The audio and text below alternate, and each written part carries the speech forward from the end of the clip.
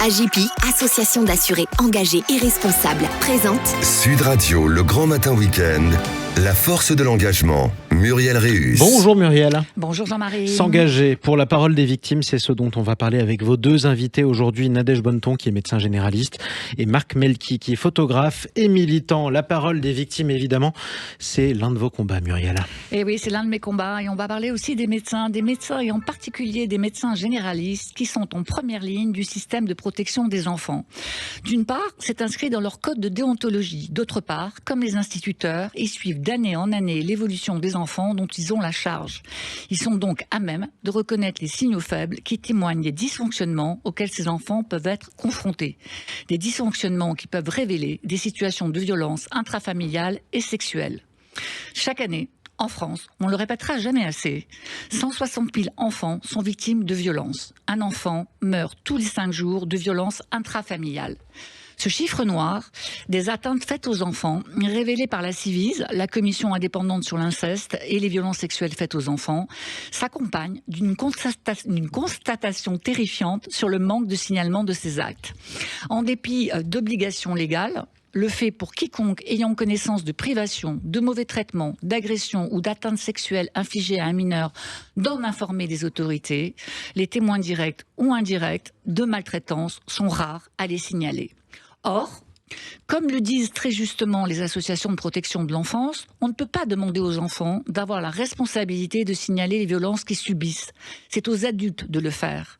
Dans ces adultes, il y a les personnes de confiance que sont les médecins généralistes, les pédopsychiatres, les psychiatres, les pédiatres, les médecins de santé publique.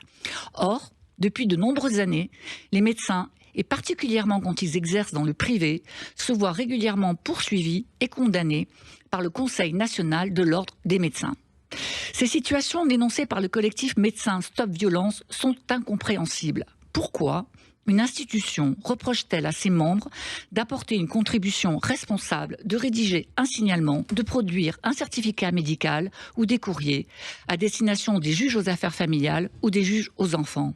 Pourquoi un médecin ayant seulement cherché à protéger un enfant en danger ou en risque de danger et qui entreprend une démarche aussi complexe de signalement de violence, de maltraitance, risque-t-il d'être condamné par l'ordre à ne plus pouvoir exercer son métier ?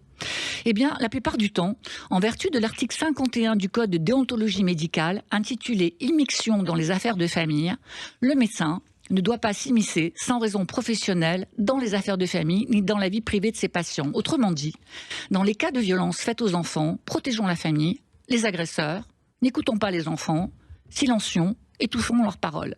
Et ça marche. Seuls 5% des médecins libéraux signalent les violences faites aux enfants, alors que 63% des enfants décédés de violences étaient suivis par un médecin. C'est parfait, l'omerta est en place. Ces situations, il faut en parler, les expliquer, les dénoncer. C'est l'engagement des deux personnes que je reçois ce matin.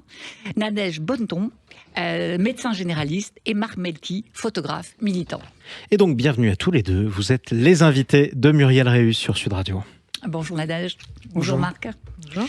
Alors Nadège Bonneton, vous êtes médecin généraliste, on l'a déjà dit, consultante en gynécologie en centre de santé sexuelle et praticien hospitalier urgentiste. Pendant plus de 15 ans, vous avez choisi de travailler dans le service public auprès des femmes et des enfants. En 2016, après vous êtes formé au repérage et à la prise en charge des violences intrafamiliales et au soutien à la parentalité, vous avez ouvert un cabinet de médecine générale ciblé sur l'accompagnement des victimes de violences. Et cette situation de violence institutionnelle du Conseil de l'ordre, vous l'avez vécue. Vous m'en racontez ? Oui, avec plaisir. J'ai eu à recevoir dans ce contexte de cabinet de médecine générale une petite fille de 5 ans qui m'avait été adressée par une des formatrices à la prise en charge des victimes de violences. Et cette petite fille de 5 ans avait déjà libéré sa parole auprès de l'école, qui avait déjà fait un signalement. Elle avait relaté des violences sexuelles de la part du père. La brigade de mineurs et des mineurs était déjà sur le coup, l'enquête était en cours. Et la mère et la fille faisaient l'objet, suite à une plainte, le père avait une ordonnance de protection pour ne pas s'approcher, ni de la mère, ni de la fille. Donc cet enfant, je l'ai suivi pendant 2 ans et demi au total, mais au bout de 6 mois, l'ordonnance de protection s'arrête. Donc au moment du passage à l'audience auprès du JAF, notamment pour statuer. Du juge aux affaires familiales ? Du juge aux affaires familiales, notamment pour statuer de cette ordonnance de protection, pour la reconduire. J'ai produit un certificat médical, un premier certificat médical, puis un deuxième pour le juge des enfants. Un certificat médical qui décrit vraiment les façons claires, nettes, factuelles, l'état de l'enfant, sans jamais prendre parti ni pour un parent ni pour l'autre. Mais c'est simplement des constatations cliniques. À l'issue de cette audience auprès du juge aux affaires familiales et du juge des enfants, le papa a perdu les droits parentaux. Il a fait 1 an de prison pour violence envers son épouse. Et puis, à partir du moment où il perd ses droits parentaux, 2 ans plus tard, il porte plainte contre moi auprès du Conseil de l'Ordre. Et j'apprends ça quelques mois plus tard. Et le Conseil de l'Ordre s'associe à la plainte du plaignant. Donc, qu'est-ce qui se passe là pour vous ? Comment vous vivez cette situation ? Alors j'appelle mon Conseil de l'Ordre quand je reçois la plainte du plaignant, en leur disant quelle est ma démarche et en leur demandant du soutien. Et c'est là que j'apprends qu'en fait, ils vont s'associer à la plainte. Donc, vous dénoncez des violences sur une enfant. Le Conseil de l'Ordre s'associe à la plainte du parent maltraitant, qui d'ailleurs avait perdu ses droits parentaux. Et vous êtes l'accusé. Voilà. Et vous risquez quoi ? Alors, je risque 3 sortes de sanctions. Le blâme, l'avertissement, la suspension d'exercice ou la suspension définitive. Et en plus, ce n'est pas un cas isolé. Vous témoignez aujourd'hui que d'autres médecins, en France, un nombre d'ailleurs assez important, sont dans la même situation que vous. C'est ça, je découvre à l'époque que je ne suis pas la seule à être dans ce cas-là. Et vraiment, je tombe de mon armoire en considérant l'attitude du Conseil de l'Ordre. Alors, c'est complètement fou, cette situation. Et d'ailleurs, c'est en dépit de l'article 226-14 du Code pénal qui précise que les signalements aux autorités compétentes ne peuvent engager la responsabilité civile, pénale ou disciplinaire de son auteur, surtout sauf s'il est établi qu'il n'a pas agi de bonne foi, ce qui dans votre cas est une condition qui n'existe absolument pas. D'ailleurs, c'est complètement schizophrène. Comment est-ce qu'on peut dénoncer des violences dans ce cas-là ? Pour nos auditeurs, dites-nous comment ça se passe pour qu'ils comprennent bien. Un processus de signalement, ça se passe comment quand un enfant est victime de violence aujourd'hui et qu'on est médecin généraliste ? Quand on est médecin généraliste ou quand on est médecin pédopsychiatre ou quand on est médecin en centre de protection maternelle infantile par exemple, le processus est le même, c'est-à-dire qu'il y a 2 sortes de signalements depuis la loi du 5 mars 2007 de la protection de l'enfance. On a d'abord ce qu'on appelle une information préoccupante. C'est-à-dire que c'est pareil qu'un certificat médical, on constate que l'enfant présente des signes de maltraitance clinique, psychologique. À aucun moment on est censé prendre parti et on ne prend pas parti. C'est une constatation clinique comme un certificat qui relate la parole de l'enfant. 2 points, ouvrez les guillemets. Cette information préoccupante, elle part dans une cellule de recueil des informations préoccupantes. Et il y en a une par département depuis 2007. Et c'est à la cellule de recueil des informations préoccupantes de faire le tri de ces informations qui lui arrivent pour voir si c'est une enquête, si c'est simplement la PMI qui va venir voir comment ça se passe, la protection de l'enfance, l'aide sociale à l'enfance, etc. Donc nous, on est juste relais de la parole de l'enfant. Et même ça, vous est reproché ? Oui. Et puis, le deuxième niveau de l'information préoccupante, c'est ce qu'on appelle vulgairement le signalement. Et là, le signalement, c'est quand on peut envoyer directement au procureur, parce qu'on considère que ce que nous livre l'enfant est suffisamment grave et qu'elle est en état de danger imminent, on peut aller directement au procureur, envoyer notre signalement. Alors, est-ce que le Conseil de l'Ordre vous reproche ça, c'est-à-dire de parler directement au procureur plutôt que de passer par des instances représentatives intermédiaires ? Est-ce que c'est là où il devient le plus, agressif vis-à-vis des signalements que vous faites ? Et par ailleurs, quand on est dans le privé, si j'ai bien compris, on est encore plus exposé. Alors, je vais répondre à la dernière phrase. Déjà, on est plus exposé en libéral parce que quand on est en institution, 1, on est protégé par l'institution et 2, on est obligé, on est soumis à cette obligation de signalement. Ce qui n'est pas le cas en libéral. Ce que considère le Conseil de l'Ordre. Donc, on est protégé de facto. Et puis, c'est un signalement qu'on fait en équipe. Donc, c'est plus difficile de cibler un médecin. Oui, c'est plus compliqué. On nous reproche, par exemple, de ne pas suivre parfois la procédure telle qu'elle devrait être, c'est-à-dire de faire une IP, une information préoccupante, de l'envoyer à la CRIP. Voilà, effectivement, moi j'avais fait des certificats médicaux. Ouais. Parce que le signalement était déjà fait. Donc, je n'ai fait que des certificats médicaux. Ouais, vous n'avez fait que votre travail de médecin. Et on nous reproche également de faire des certificats de complaisance. Donc, la procédure certificat médical, déjà, voilà, c'est là-dessus on nous attaque aussi.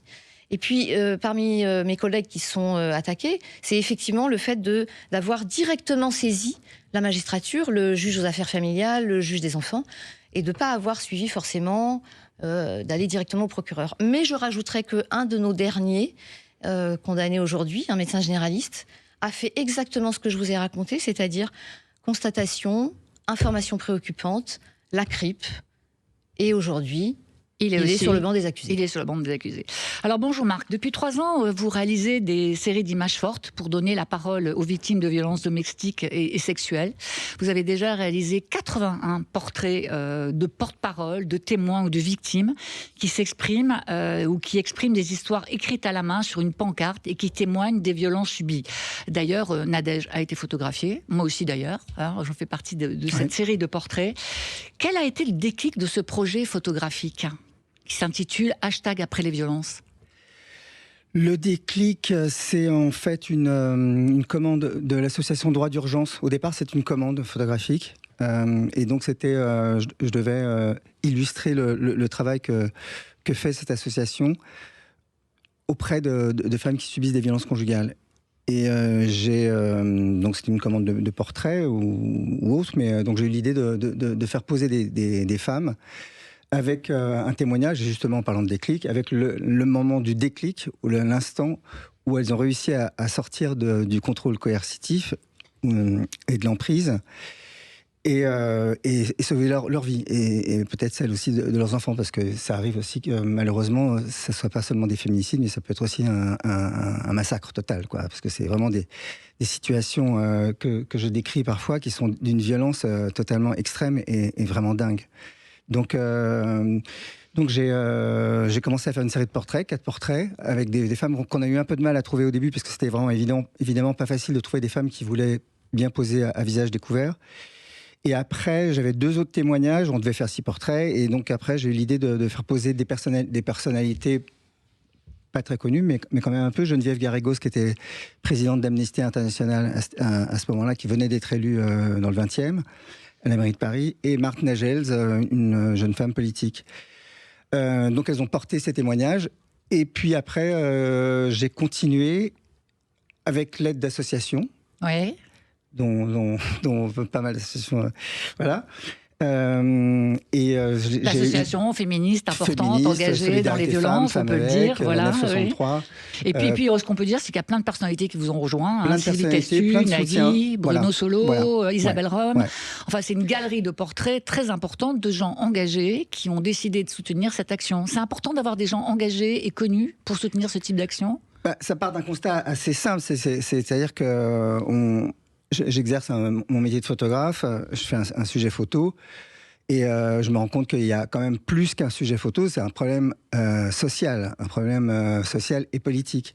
Et comment rester insensible et indifférent à des souffrances qui sont systémiques, qui se répètent. On sait bien que tous les 2 jours et demi, une femme meurt sous les coups de son conjoint, que des enfants aussi.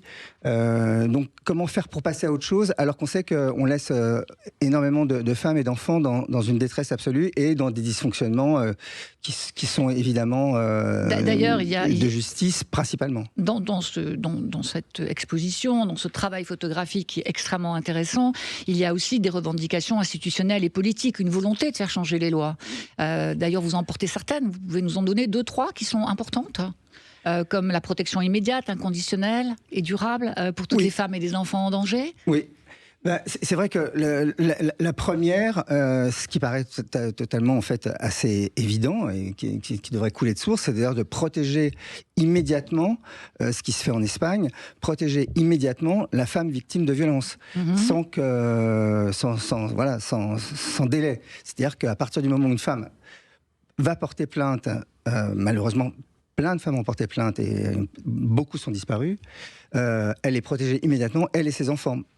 Mais vous demandez plein de choses. Vous demandez l'interdiction pure et simple du syndrome d'aliénation parentale. Vous demandez une ordonnance de protection spécifique propre aux enfants et indépendante de celle de la mère.